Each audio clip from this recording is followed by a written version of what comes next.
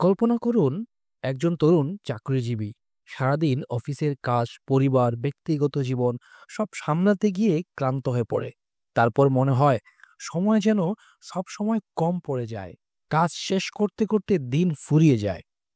Brian Tracey এই বইতে বলেন, সময় হলো আমাদের সবচেয়ে মূল্যবান সম্পদ। টাকা হারালে ফেরত পাওয়া যায়, কিন্তু একবার সময় চলে গেলে আর ফেরত আসে না। তাই সময়কে সঠিকভাবে ব্যবহার করার কৌশল শেখা মানেই সফলতার পথে এগিয়ে যাওয়া। সালামু আলাইকুম এভরিওয়ান। আজকে আমি ব্রায়ান ট্রেসির খুবই গুরুত্বপূর্ণ এবং বিখ্যাত একটি বই, টাইম ম্যানেজমেন্ট, এই বইয়ের গুরুত্বপূর্ণ বিষয়গুলো নিয়ে আলোচনা করব। তো চলুন শুরু করা যাক। নাম্বার 1, ক্লিয়ার গোলস, লক্ষ্য ঠিক করা। ট্রেসি বলেন, সফল মানুষরা সবসময় জানে তারা কি চায়। একটুখানি সময় নাও, নিজের জীবনের টপ 3 প্রায়োরিটি লিখে ফেলো। যেমন পরিবারকে সময় দেওয়া, কেরিয়ারে উন্নতি বা স্বাস্থ্যের যত্ন নেওয়া। একজন ছাত্র যদি আগে থেকে জানে তার লক্ষ্য মেডিকেলে ভর্তি হওয়া, তবে তার পড়াশোনার দিকটাই বদলে যাবে। সে সঠিক দিকে লক্ষ্য ফোকাস করতে পারবে। Number 2, 80-20 rules. এটাকে পেরিটো প্রিন্সিপালও বলা হয়ে থাকে। ট্রেসি মনে করিয়ে দেন, 80% ফল আসে আমাদের 20% কাজ থেকে। মানে সব কাজ সমান গুরুত্বপূর্ণ না। সেই গুরুত্বপূর্ণ 20% কাজ খুঁজে বের করো, যেগুলো তোমার জীবনকে সত্যিই এগিয়ে নিয়ে যাবে। যেমন ব্যবসায়ের জন্য হয়তো নতুন কাস্টমার আনা সবচেয়ে গুরুত্বপূর্ণ, তাই সময় ব্যয় করতে হবে সেখানেই। Number 3, plan every day in advance. Tracy বলেন, 1 মিনিট পরিকল্পনা করলে 10 মিনিট সময় বাঁচে। প্রতিদিন ঘুমানোর আগে আগামী দিনের টু ডু লিস্ট লিখে রাখো।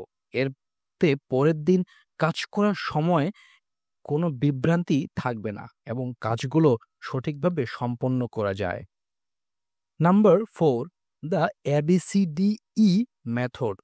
এটি ট্রেসির অন্যতম বিখ্যাত technique. A equal to must do, অবশ্যই করতে হবে, না করলে বড় ক্ষতি হবে। বি ইকুয়াল শুড ডু, করা ভালো, না করলে তেমন সমস্যা নেই। C equal to nice to do, শুধু ইচ্ছা হলে করা যায়। D is equal to delegate, অন্যকে দিয়ে করানো যায়। E is equal to eliminate, অপ্রয়োজনীয় কাজ বাদ দিতে হবে।